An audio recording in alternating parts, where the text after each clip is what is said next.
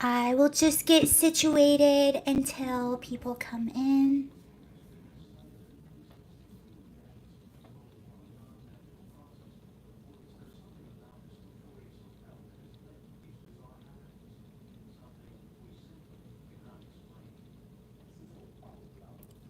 Hello, welcome.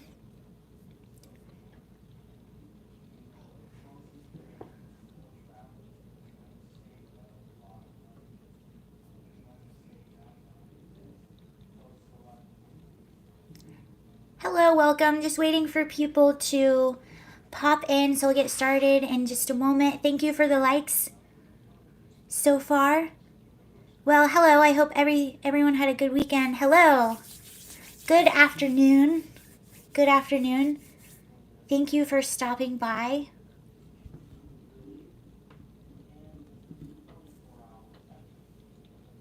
Hello. Just waiting for people to pop in and then we'll get started. There is actually some good news. I wasn't planning on talking about this today, but while we're waiting for people to come in, I can tell you. So, we've talked a lot about all of the rogue district attorneys, and one of them in Los Angeles. It's still morning, and what was I going to say? Oh, so these rogue district attorneys, they're the super like soft on crime district attorneys, and one of them is in Los Angeles and has a recall effort against him, George Gascon. We have talked about him quite a lot. And the good news is that this current recall effort on him, the first one failed. And I think that's because a lot of people just didn't know what was going on. But with the recent high profile murders, one was the woman in Beverly Hills, another one was Brianna Kupfer, and both of these individuals who committed these crimes had really long rap sheets, and a lot of people say it should not have been on the streets. So I think because of those high profile crimes or murders, it really opened a lot of people's eyes, especially people in Beverly Hills. So a lot of very powerful people in Hollywood, a lot of very wealthy, very powerful people in Hollywood have donated to the recall effort. So that's a really good sign, because typically the powerful Hollywood elite are the ones that are super liberal, and some of them actually endorsed, not the ones that are donating to the recall, but some of them endorsed George Gascon. So that's really good news.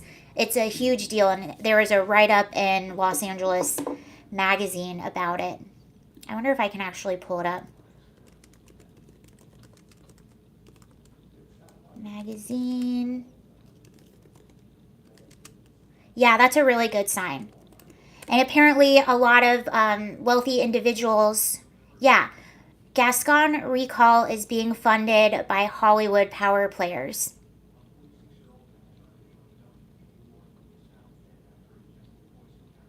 So that's really good. Okay, let's talk about Joe Rogan. This saga was just, it started out funny. Hello, Nightmare. Okay, before I get to that, yeah, the first attempt to recall LA District Attorney George Gascon, a grassroots effort led by right of center law enforcement boosters and MAGA activists. See, that's what they tried to say, that it was being led. Anywho,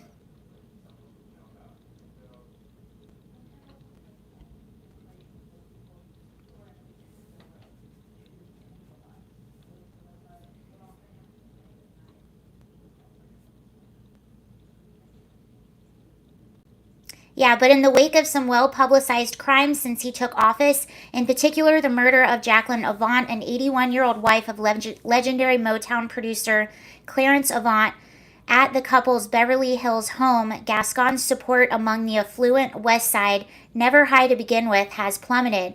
More recently, the apparent random killing of UCLA student and Brentwood High School graduate Brianna Kupfer last month capped a wave of brazen thefts outside upscale retailers and home invasion robberies that brought violent crime to the zip code of LA, normally insulated from it.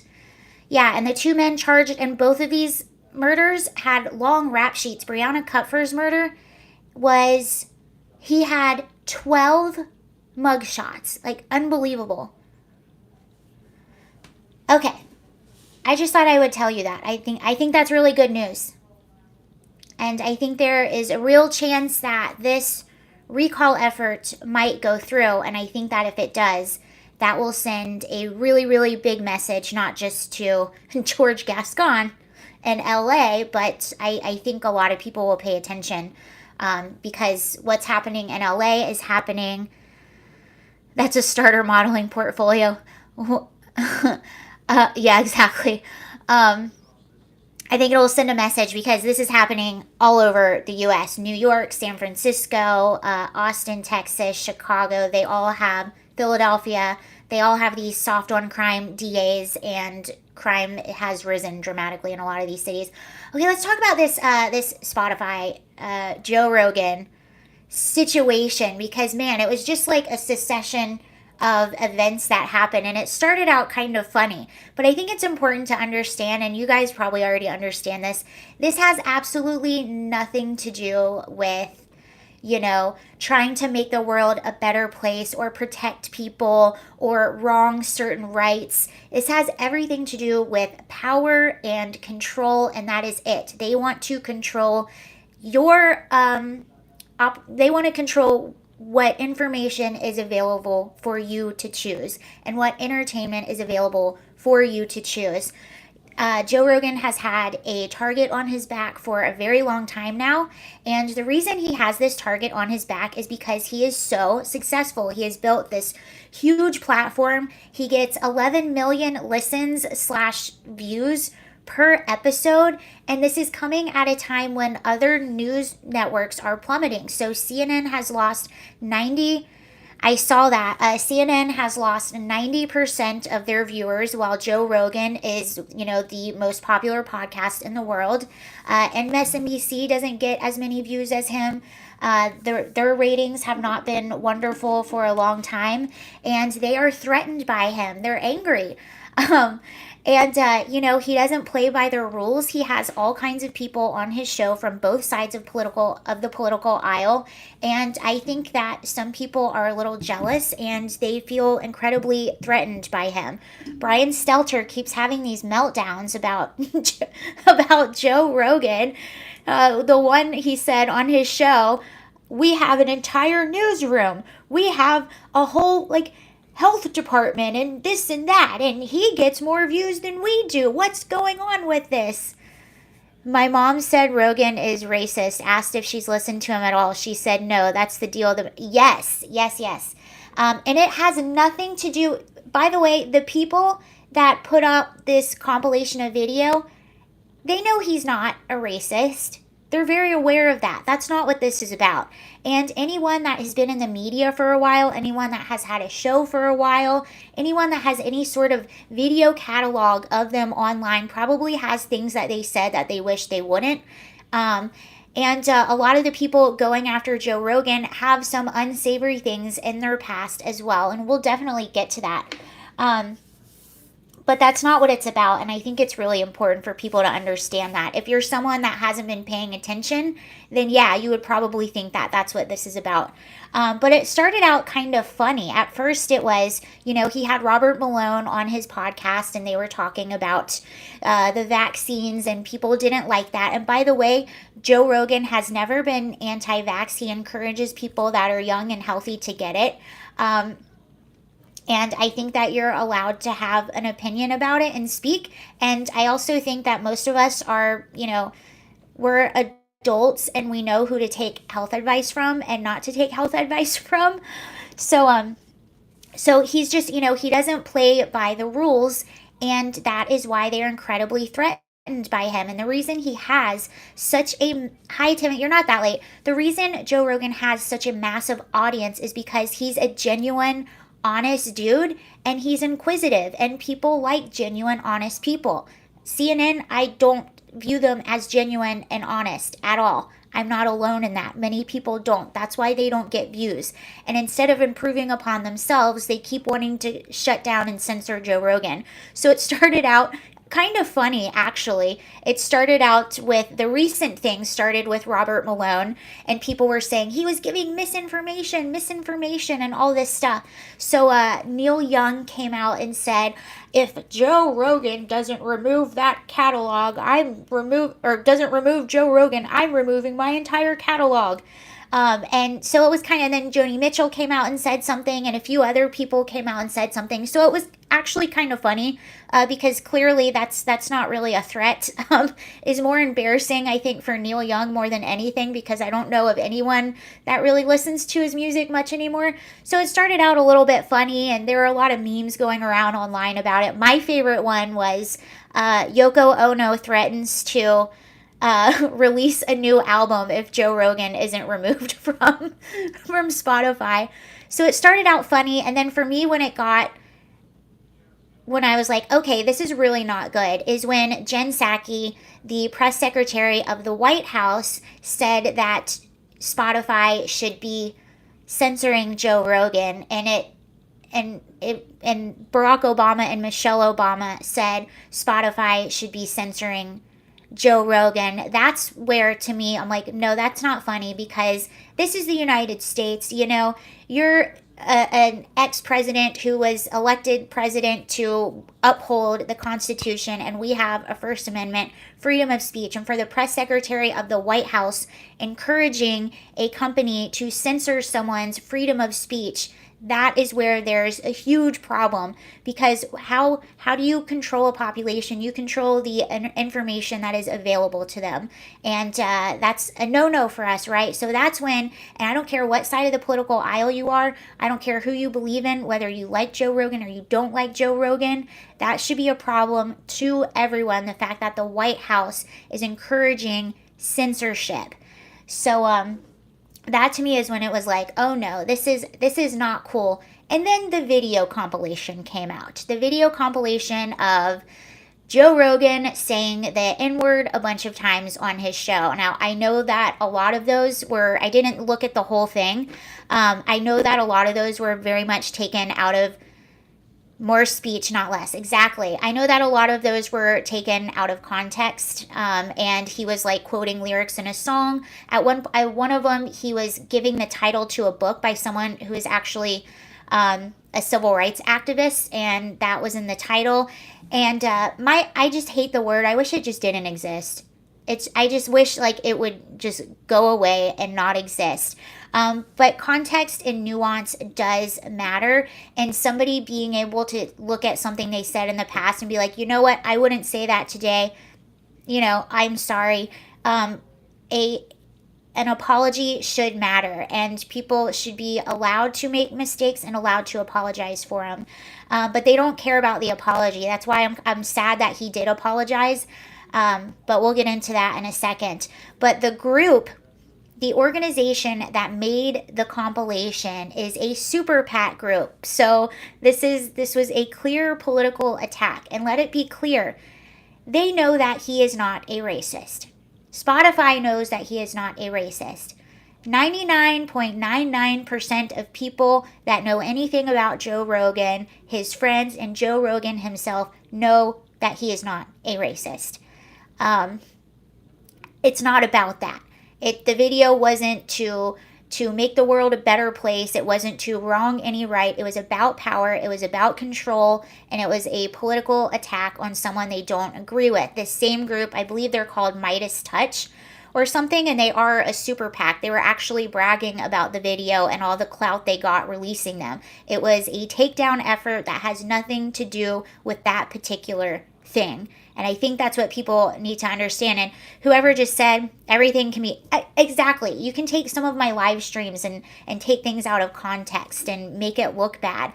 And by the way, a video of Joe Biden using that word popped up. A video of, who else was it? Oh, a video compilation of the Young Turks using that word over and over and over came up. And so that just goes to show anyone that has been on long enough. I'm not saying everyone uses that word. I don't. It's to the point. That's why I just wish it would go away. It's to the point, if I'm in my car and I'm listening to a rap song, I'm like, even like completely by myself, I'm like, no. Dun, dun, dun, dun, dun, dun, dun. Like, I just wish it would go away.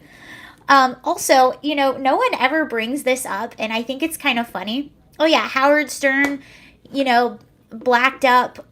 Everyone, especially comedians, they have things in their closet. Hi, Zachary.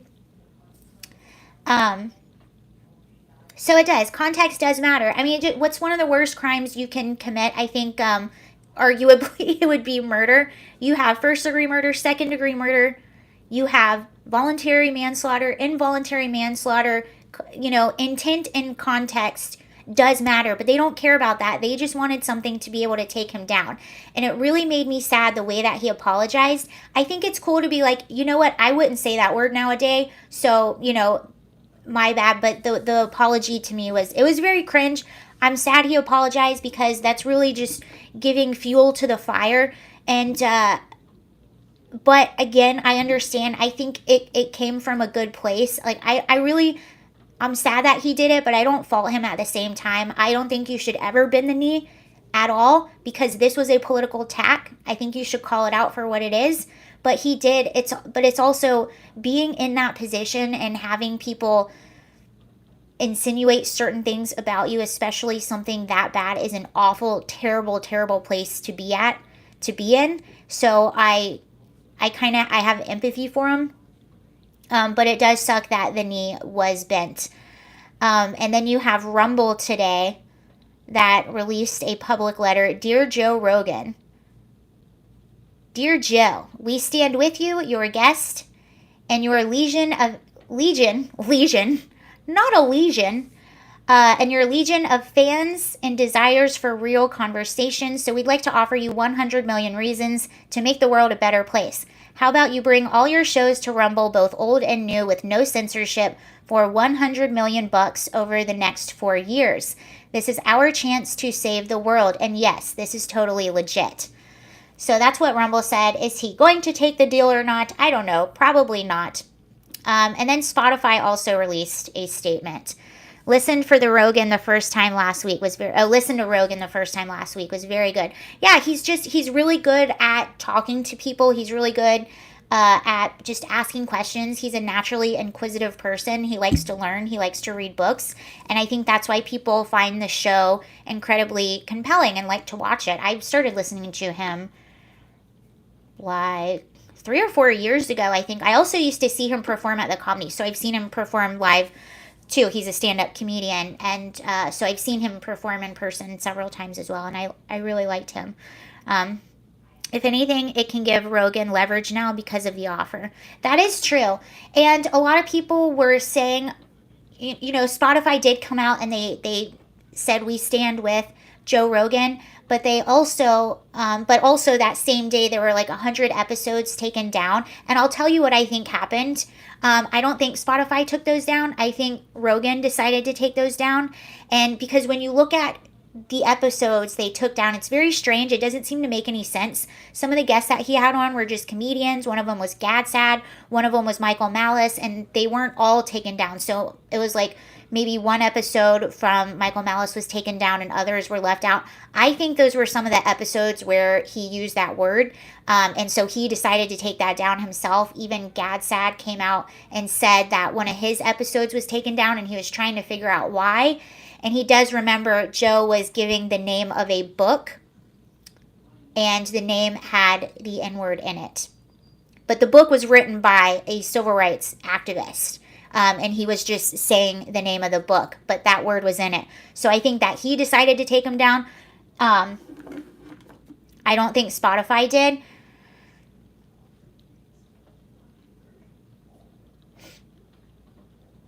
Jason said Rumble just offered Joe Rogan $100 million to move to their platform. Yeah, we just read the letter right here.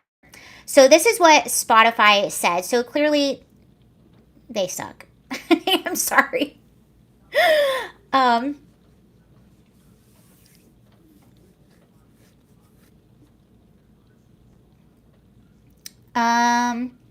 Another criticism that I continue to hear from many of you is that it's not just about the Rogan experience on Spotify. It comes down to our direct relationship with him. And last, this is a message from Spotify.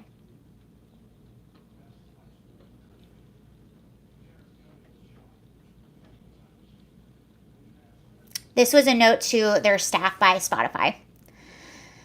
It comes down to our direct relationship with him. In last week's town hall, I outlined to you that we are not a publisher of JRE, but perception due to our exclusive license implies otherwise. So I've been wrestling with how the perception squares with our values. If we believe in having an open platform as a core value of the company, then we must also believe in elevating all types of creators, including those from underrepresented communities and a diversity of backgrounds.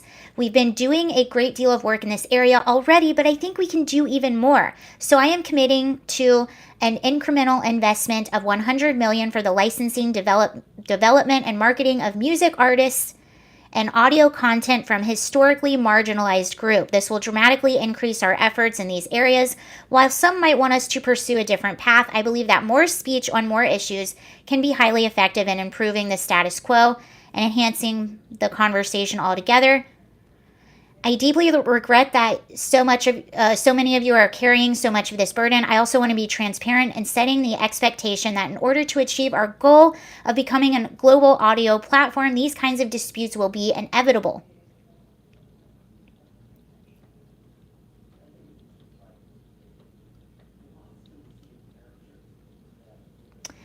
One of the things that I am thinking about is what additional steps we can take to further balance creator expression with user safety. I've asked our teams to expand the number of outside experts we consult with these efforts and look forward to sharing with you. I know it is difficult. I'm not reading the whole thing. I'm just reading you parts. I know it's difficult to have these conversations play out so publicly, and I continue to encourage you to reach out to your leaders.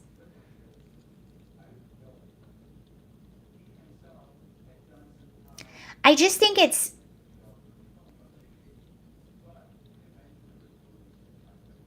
I've spent this time having lots of conversations with people inside and outside of Spotify. Some have been supportive while others have been incredibly hard, but all of them had me think.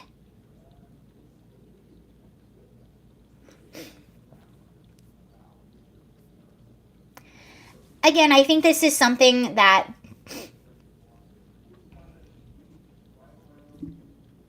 they're doing it to appease the little mob inside Spotify.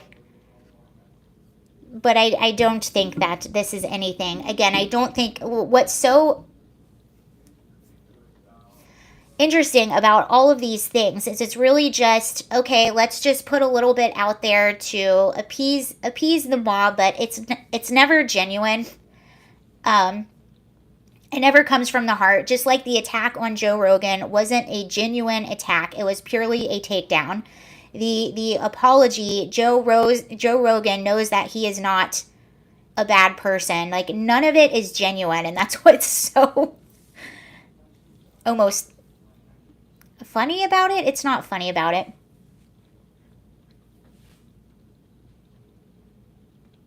They did say, they also said this. So this was released to the public. They said, which I do like this. While I strongly condemn what Joe has said and I agree with his decision to remove past episodes from our platform, I realize some will want more, and I want to make clear one point. I do not believe that silencing Joe is the answer. We should have clear lines around content and take legal action when they are crossed. But canceling voices is a slippery slope. Looking at the issue more broadly, it's critical thinking and open debate that powers real and necessary progress. I agree with that. And they even said themselves that Joe has taken the episodes down, which I thought from the very beginning that he did.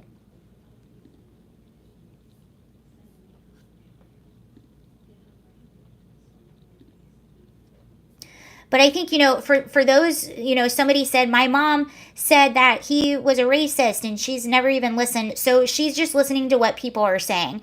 And that's how they get away with this, because if you don't know the situation and you're looking at it on the surface, that's probably what you would think. But those of us that pay attention know better. It was so funny because once in a blue moon, I will poke a lion a little bit online, and I'll maybe put a comment on some leftists. So somebody made a video about what a terrible person Joe is and stuff like that. So I'll say a little something just to see how people respond.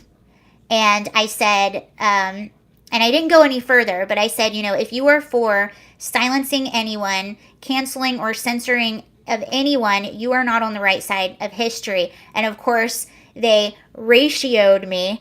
And they were like, oh my God, listen to what you're saying. Listen to what you're defending and blah, blah, blah, blah, blah. And that just shows me that none of them know what is actually going on here. And that is not a defense of the word. I told you before, I don't like it. I wish it would go away. You will never hear it come out of my mouth. I won't touch it with a 10-foot pole. There's a few words that I feel that way about. I just don't. I'm also from the South, and I don't really cuss a whole lot anyway, but sometimes I do.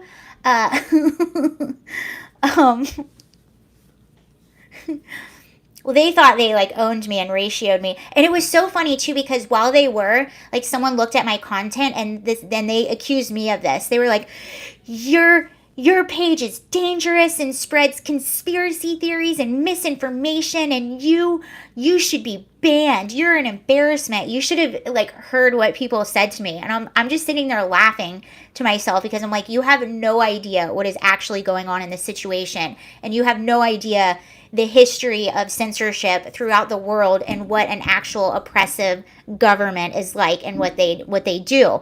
In a lot of oppressive societies, you are not allowed to criticize the government or speak out against the government, or you could be punished. You can be in North Korea. I believe you can be sent to re-education camps. Go ahead and Google it. I Googled yesterday what would happen in North Korea if you speak out against the government, and they use propaganda to be able to control their populations. They're told that Kim Jong-un is a god, he's like a god, basically. And that's the thing, too. It's just a podcast. It's just a comedian. But just like Spotify said, it's a slippery slope. Supporters of censorship, it's a slippery slope. And the tide will always turn. One day it might be liberal ideas that are being censored. One day it might be you that's being censored, and all of a sudden you're going to have a different opinion about censorship. And it's the grain of salt effect. It's one little thing, and then it's two little things, and then it's three, and then it's four. Before you know it, you have a sandbox. Look what I did there. And you give in a little bit, and they just move the goalposts. They keep moving it and keep moving it and keep moving it.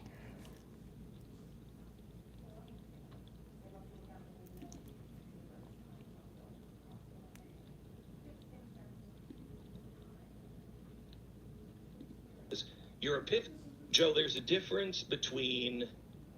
Here's Glenn Beck's opinion on it. Your audience. I'm just talking for your audience. Your audience understands you. Your audience knows you. And when you have an epiphany, you should express that epiphany on air. I did something yesterday that was just so stupid. I did something, whatever. I did something 10 years ago that I just have to tell you. But you can't apologize to the people you offended, because if you offended, they're no longer listening to you. And you didn't offend the vast majority of your audience, or they wouldn't be listening to you. So you can talk about an epiphany. I've had an epiphany lately. But if your epiphany on this, which I don't think it is, your epiphany on this is that you're being boycotted, that's the worst thing you can do. The worst thing you can do. Because they're not sincere. You may be, but they're not. Yeah, the people trying to take him down are not sincere.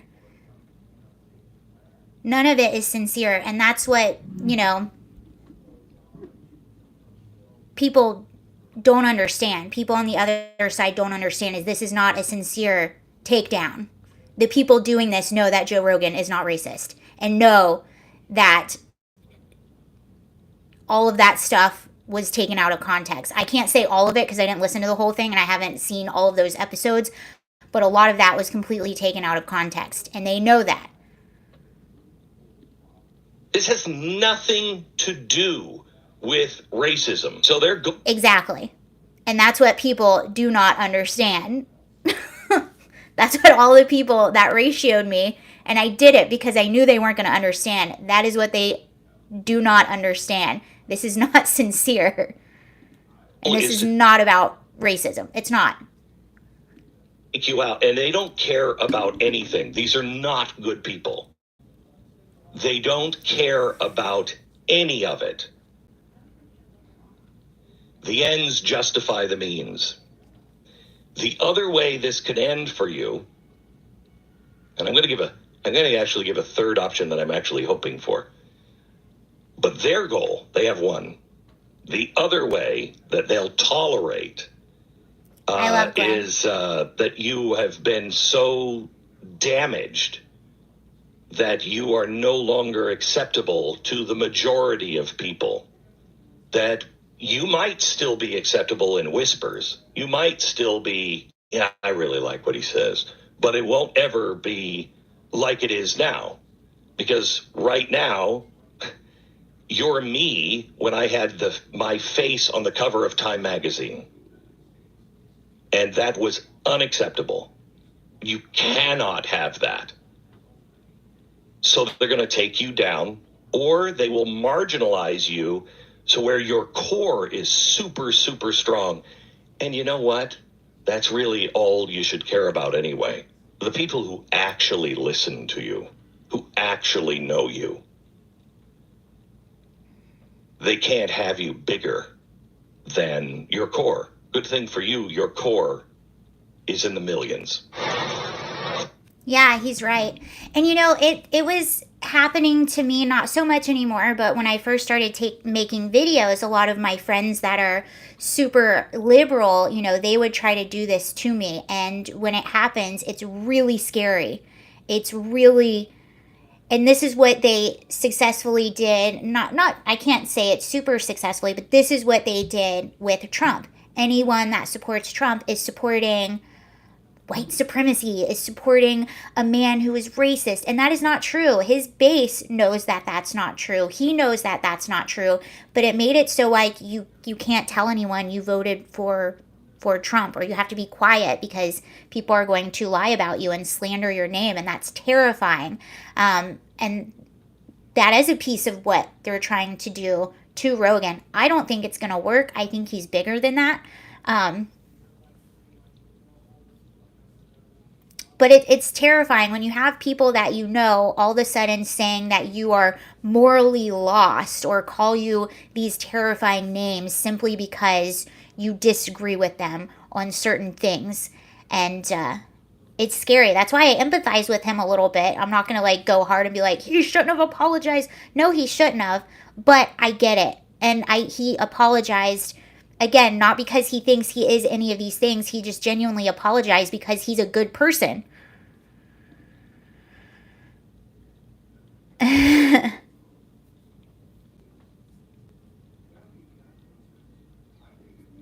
There is a really good tweet. If you follow me on, I'm going to read it to you. If you follow me on Instagram, you heard this. This is Whitney Cummings. So she's also a comedian. She knows Joe Rogan. I think she's funny. I disagree with her on so many things, but she is funny. She said, "Don't look to why so many people trust Joe Rogan. Look to why so few people trust the mainstream media." She said in another tweet, so she had two great tweets in a row. I don't think they were in a row. They were like a day apart, but two great tweets. She also said this. She said, "Comedians did not sign up to be your hero. It's our job to be irreverent, dangerous, to question authority and take you through a spooky mental haunted house so you can arrive at your own conclusions. Stay focused on the people we pay taxes to be the moral leaders." Another quote. Oh, I didn't retweet it. I should have. Another tweet by, I said quote, tweet. That is a quote, isn't it? Another tweet I saw from someone said, "We're all worried about the wrong Joe." And by the way, the other Joe had a video saying the same word. And people were like, but it was taken out of context. Yeah, we know. We know.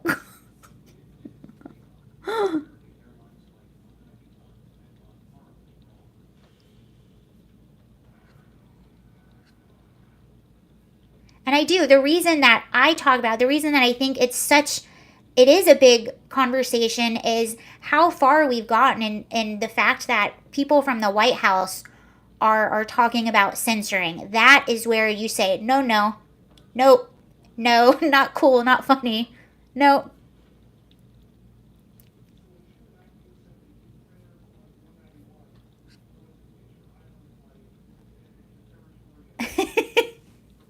Yeah, we're paying attention to the wrong Joe. I normally get my newsish stuff off Rumble now almost exclusively. I'm looking for Sarah. I need to sync my YouTube to Rumble. I have a few videos up, but I haven't posted in a long time. I also have all of my videos from YouTube on Odyssey. I like Odyssey too. Rumble was it was just kind of a pain. It wasn't the uploading is not it's so easy on YouTube and Rumble is just not the same. So I've sort of have really procrastinated in getting my videos synced. But I think I can sync my videos to Odyssey so that when I upload to YouTube it automatically goes to Odyssey. So anything I upload on YouTube is on Odyssey. And I think I can do that on Rumble, and that's gonna be my goal this week. If I can do that to get it synced. Because this day and age, you have to diversify your platforming because censorship. Mark Dice put up a funny video titled Joe Rogan is finished. Okay, well, I'll have to check that out.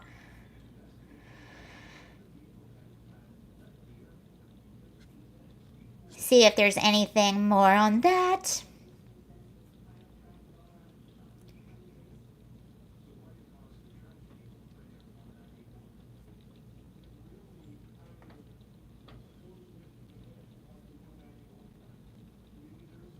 Eva's good. It is raining outside, and when it gets rainy, she gets a little lazy. So she's sleeping right now.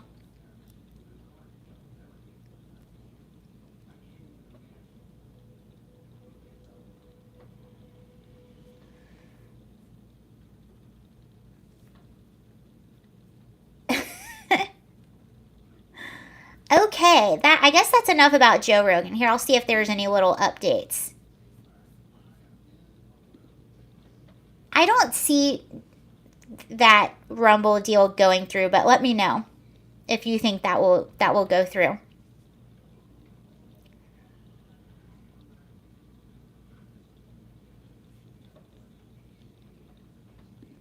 Oh, oh, Andrew Yang. So Andrew Yang, he's been on the Joe Rogan Experience. He tweeted in support of Joe Rogan and then deleted all those tweets after he got backlash. The Rock, Dwayne Johnson, initially came out and said, I support Joe Rogan. I would like to be on the podcast. And then he got backlash. So he walked back on what he said. Very, very weak. I don't like it. And again, none of it is genuine. None of that is genuine. They're just trying to save their own butts. And when you go through something like that, you really realize who your true friends are. Because let me tell you something. Nobody actually believes. How do I say this? A lot of these people, they don't actually believe in what they're accusing you of. It's just about control. That's why you have Why I Left the Left. The left, somewhere along the way, it became authoritarian. They became all about control, and it's like you're required to wake up and find 10 grievances like every day. It sounds very stressful.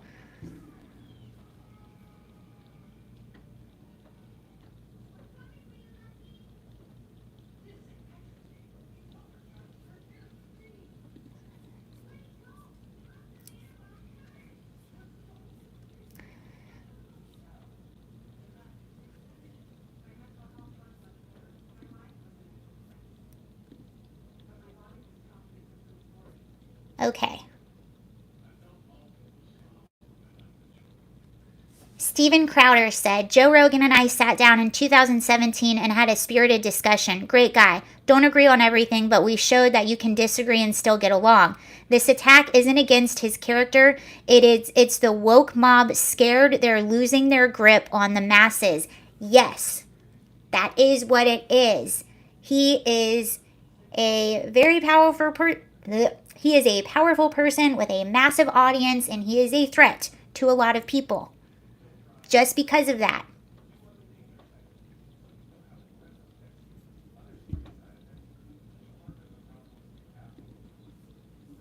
There's so many people that I don't agree with, and I will criticize them. I will give my opinion. I will call out where I think that they're wrong, but I don't want them deplatformed.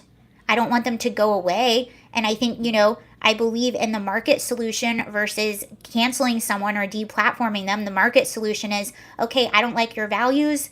I don't like what you say, so I will spend my money and take my eyeballs elsewhere. I believe in that, but I don't believe in removing someone. And the people that are the most critical of him have lost big. CNN, 90% of their viewers are gone.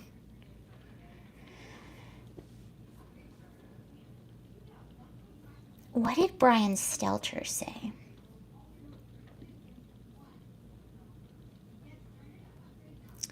Malcolm X told you 60 years ago the white liberal concern for black people is abstract performative. The black people to the white liberal is a moral bludgeon to wield against white conservatives, and they attack any black person who refuses to play along.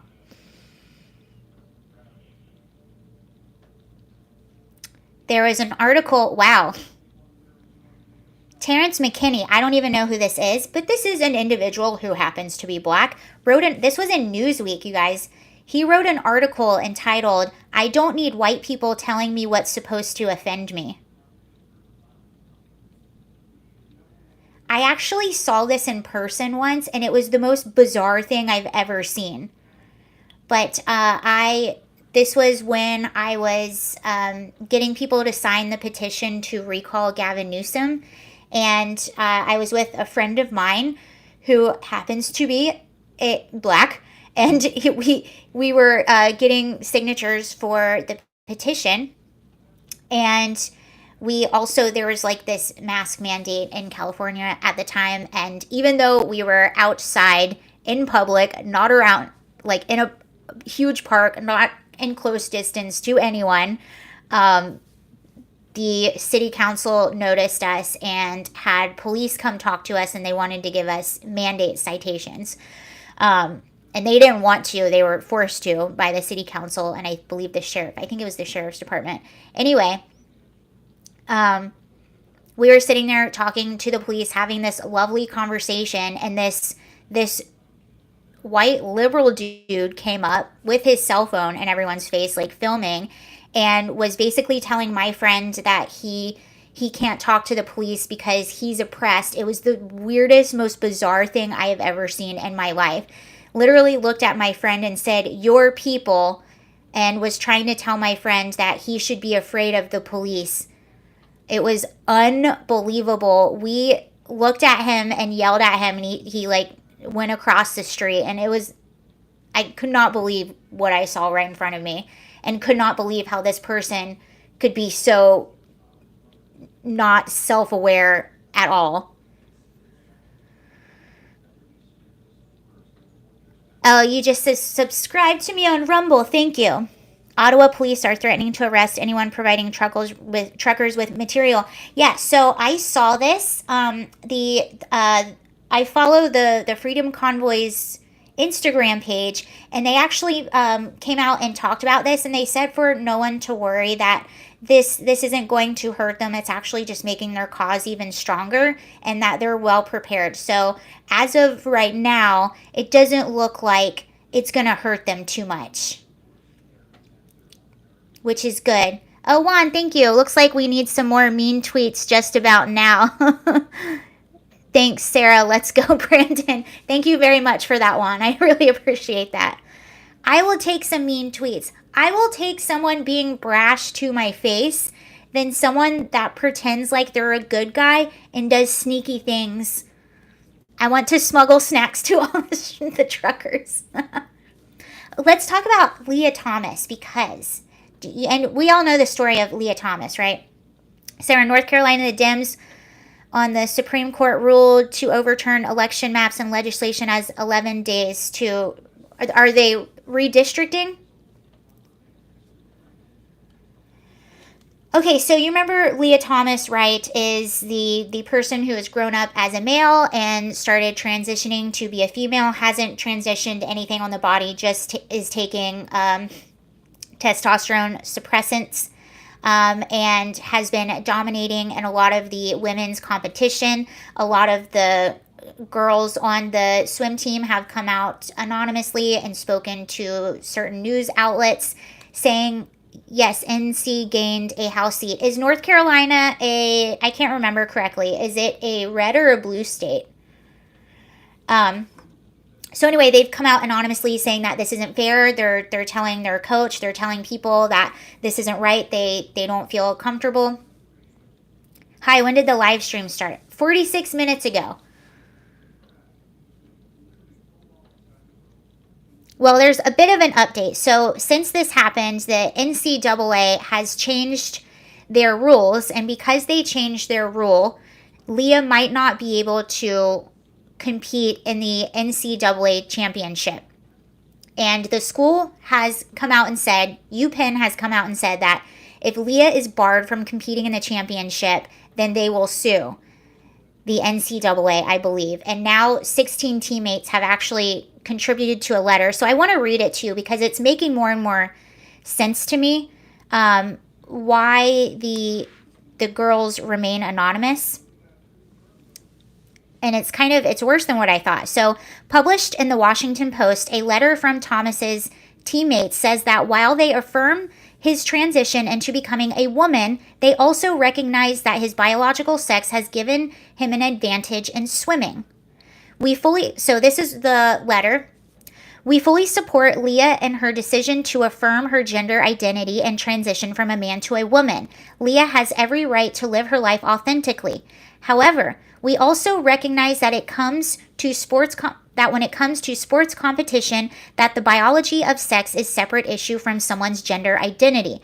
Biologically, Leah holds an unfair advantage over competition in the women's category, as evidenced by her rankings that have bounced from number 462 as a male to number 1 as a female. Oh my gosh.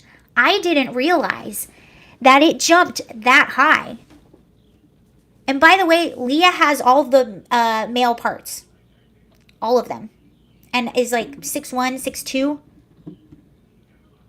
Number 462 as male to number 1 as a female. If she were to be eligible to compete against us, she could now break Penn, Ivy, and NCAA women's swimming records, feats she could never have done as a male athlete.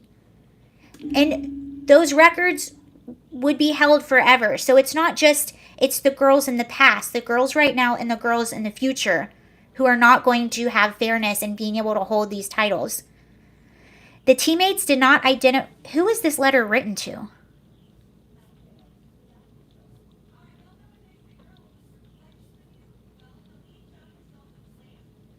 I'll try to figure that out. The teammates did not identify themselves in the letter, most likely out of fear of repercussions. Leah Thomas previously competed for UPenn's men's swim team for 3 seasons as Will Thomas before undergoing hormone treatments for 2 years.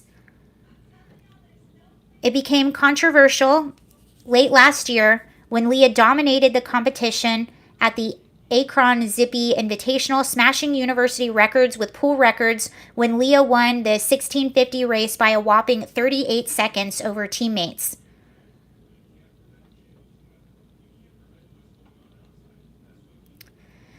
So USA Swimming updated their transgender policy in response to all the controversy, which may render Leah ineligible to compete in future championships. On Tuesday, another group of UPenn swimmers released a statement supporting Thomas and rebuked an anonymous teammate who criticized the advantage to Fox News. I personally didn't buy that. I'm just saying. We want to express, so this was the whoever came out to speak in support of Leah Thomas, said, we want to express our full support of Leah in her transition. We value her as a person, teammate, and friend. The sentiments put forward by an anonymous member of our team are not representative of the feelings, values, and opinions of the entire UPenn team. But it was also said that the girls were told that if they come out and speak out against Leah, that it could ruin any opportunity for a future job, and they're basically being silenced by not being able to speak out against this.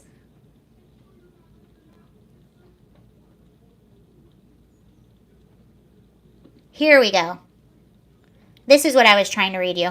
Okay, UPenn women submit Leah Thomas complaint anonymously, fearing destruction of careers and futures. 16 members of the University of Pennsylvania's women's swimming team sent a letter to school and Ivy League officials on Thursday asking they not take legal action challenging the NCAA recently updated transgender policy, which, remember, that new policy would probably make it so Leah couldn't compete in future championships. Leah Thomas's teammates did not identify themselves in the letter. It was sent by Nancy Hogshead-Maker, a 1984 Olympic swimming gold medalist, lawyer, and chief executive of Champion Women, a women's sports advocacy organization. She said in a telephone interview that she sent the letter on the swimmers' behalf so they could avoid retaliation. In the letter, the swimmers claimed they were told we would be removed from the team or we would never get a job offer if they spoke out against Thomas's inclusion in women's competition. These are the girls blackmailed into not speaking out, or they lose a team's place, responded a British Olympian swimmer, Sharon Davis. It's discrimination against females and utterly disgraceful. She also said all Americans should be alarmed by the elite's gagging of 16 women. Natasha Chart, a feminist who argues that women's particular legal rights and social status depend on the public's recognition that women's bodies are fundamentally different from men's bodies.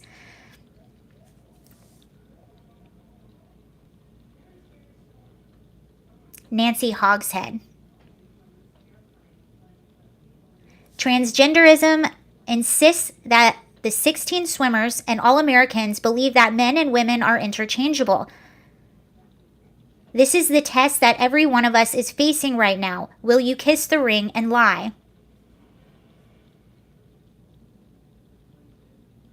The 16 women are under enormous pressure to kiss the ring, she says. They're being threatened with the preemptive destruction of their careers and futures that they came to that law school for, that Ivy League school for, that their family sent them to that school to get. They can't come from just one man They can't come from just one man undressing in their locker room. That's coming from the whole school establishment. They're getting the message from the professional networks that they expect to need later on. Before looking to blame these individual women or to canonize them, people should recognize that these rules, the pro-transgender rules, will decide the next generation of people who are going to get judgeships, senior management positions, or end up in Congress. There are criteria under which their fitness is being evaluated, and it is systematically excluding all of the people who value truth and integrity over going along with the herd. And people should be extremely concerned about the implications of this, whether they think of these individual women, no matter what they think of these individual women. Consider what else is happening here. Leah Thomas is reported as committing basically what would be regulated as an... Thank you. This is what is so mind-boggling, what I'm about to read you, and it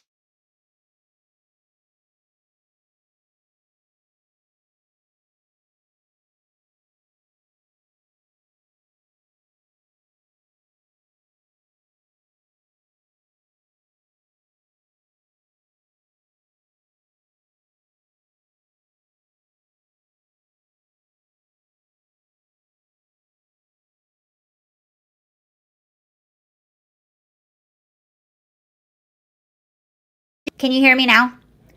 My phone, I'm back.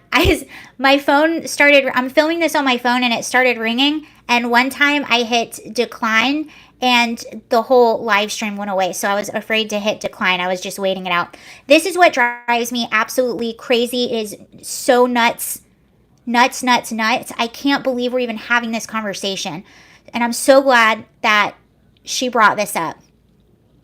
Consider what else is happening here. Leah Thomas is reported as committing basically what would be regarded as indecent exposure. He's fully undressing in their locker rooms, so he's displaying sexual power. This is endorsed by all of those elites and the women who are being allowed into the elites to have put up with or endorse. This sexual abuse of other women you basically have to put up this sexual abuse of other women in order to be accepted. It appears from news reports that many, if not most, of the female athletes in the university's swim team fear retaliation and are concerned about maintaining their scholarships and reputation in the community. For this reason, a report such as this one should be considered an adequate basis requiring law enforcement. I like this lady. Law enforcement and the university to conduct an investigation without any female members of the swim team having to make an individual direct report themselves. She goes hard. Nancy. What is this? Yeah.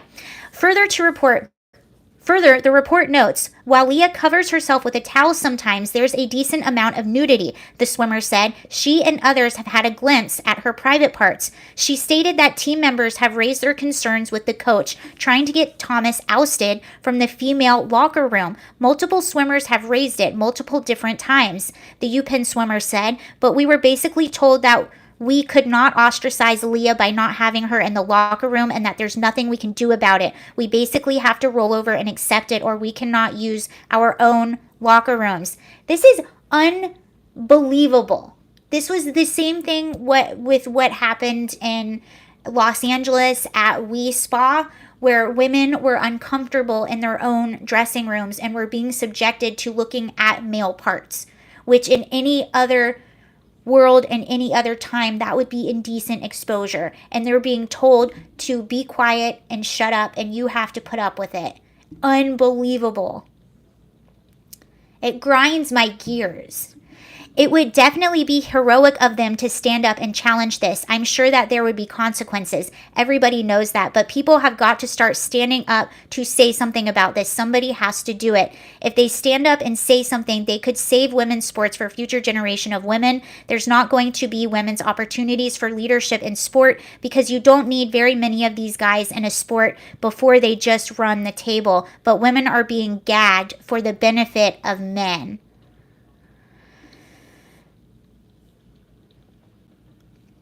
There was a video of it was on Fox News. It was a former Democrat who was actually in a campaign video for Joe Biden, and he was a Kamala supporter. He was a Kamala Harris supporter, and then he turned to be a Joe Biden supporter once she was his vice president. He said that one of the first things that turned him away and that he was just so appalled and disappointed in Joe Biden is on Joe Biden's day one in office, one of the executive orders that he signed called for gender identity, and it basically put Title IX on its behind. Democrats, including President Joe Biden, are doing nothing to help the 16 women resist the demands from men who insist they are women. Amid Democratic silence and with the polls showing massive opposition, former President Donald Trump is seizing the opportunity. He said on January 29th during a Texas speech, "We will ban men from participating in women's sports."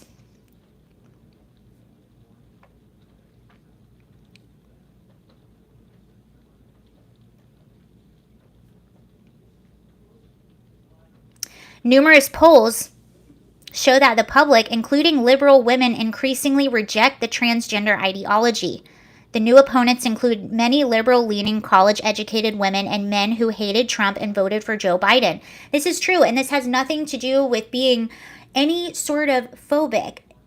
It's not. And there are a lot of people who identify as transgender that say this is not okay for a biological man to be swimming with biological women in competition. That is not okay. We understand that there is a difference, and when you transition, that also comes with integrity and responsibility.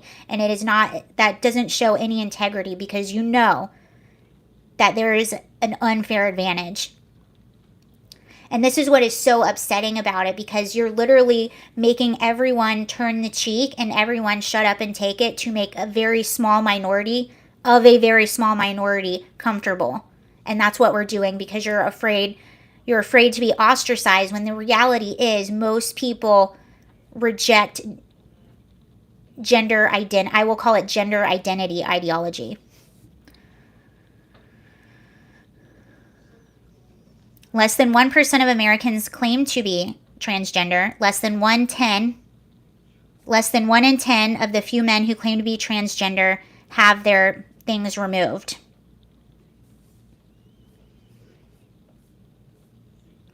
You know, I think that most people, you want to live your life a certain way. You want to get whatever surgery, dress however you want, be called whatever you want. That is totally fine. And I respect anyone's right to do that. Most people do. The problem is when your rights impede on other people's rights.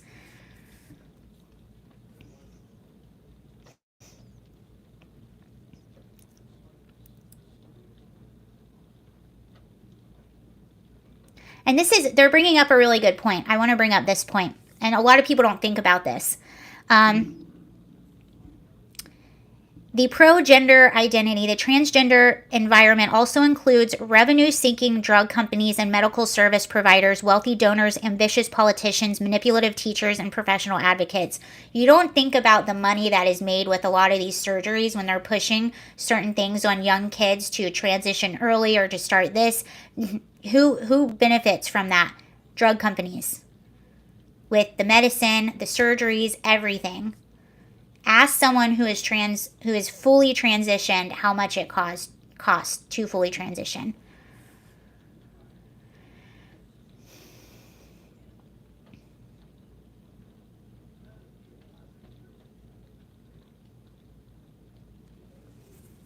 Another thing that one of the girls who spoke out about the locker room situation with Leah said that Leah has also said that Leah is still dates women and girls.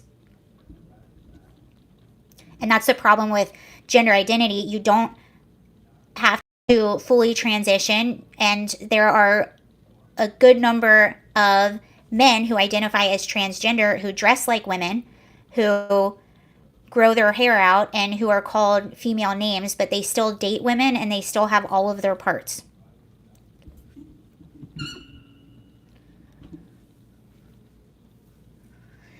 Yes. All right, everyone. I think that's it for today.